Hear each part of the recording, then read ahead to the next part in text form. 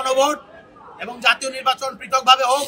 আমরা যে নতুন রাজনীতির কথা বলছি, আমরা যে বলছি ফ্যাসিবাদী ব্যবস্থার বিলোপ, নতুন রাজনৈতিক বন্দোবস্ত, এই নতুন রাজনৈতিক বন্দোবস্ত আমরা দেখতে পাচ্ছেন।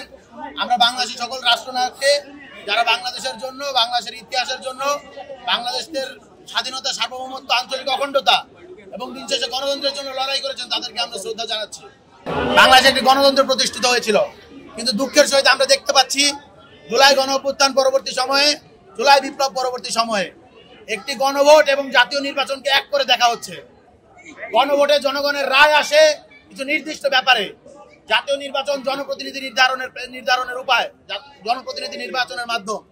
দুটো আলাদা, দুটোকে আলাদা করে দেখতে হবে। দুটোর প্রচারণা, দুটোর লক্ষ্য, দুটোর উদ্দেশ্য আলাদা। আমরা স্পষ্টভাবে বলতে চাই, গণভোট এবং জাতীয় নির্বাচন পৃথকভাবে হোক। এবং সেই সাথে আমরা একইভাবে স্পষ্টভাবে দৃঢ়কণ্ঠে বলতে চাই, জুলাইয়ের যে আমাদের যে স্পিরিট, জুলাইয়ের যে আকাঙ্ক্ষা, সেটি রক্ষার জন্য বাংলাদেশের প্রত্যেকটি রাজনৈতিক দলকে আমরা উদাত্ত আহ্বান জানাচ্ছি। ঐক্যমত্য কমিশনের আপনারা সুপারিশগুলো দেখতে পেয়েছেন। আমরা অনেকটাই আসলে ঐক্যমত্য কমিশনের অনেকগুলো সুপারিশেই হতাশ।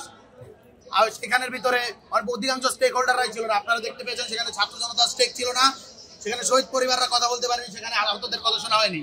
রাজনৈতিক দলগুলো সেখানে বসে একটি কুসুম আলোচনার টেবিল সাজিয়েছে, যার মধ্য দিয়ে বাংলাদেশের মানুষের আগামীর ইতিহাস রচনা হয়েছে, আগামীর ভাগ্য নির্ধারিত হচ্ছে। আমরা বলতে চাই, আপনারা যারা জুলাই স্টেক হোল্ডার রয়েছে তাদের কথা শুনুন। এর কথা শোনার মধ্য দিয়ে তারা কি বলতে চায় বলুন। আপনারা শহীদ পরিবারের কাছে যান, আপনারা আহতদের কাছে যান। অত দুঃখের বিষয়, যাদের জন্য জুলাই সনদ আমরা পাচ্ছি, যাদের জন্য জুলাই আমরা পেয়েছি, সেই জুলাইয়ের আহতদেরকে, জুলাইয়ের শহীদ পরিবারদেরকে লাঞ্ছিত করা হচ্ছে। তখন কোথায় জুলাই সনদ বাস্তবায়নের যে কর্মসূচি, সেই কর্মসূচির সামনে থেকে এই প্রোগ্রামেরও আমরা নিন্দা জানিয়ে গেলাম। এখনো কর্মসূচি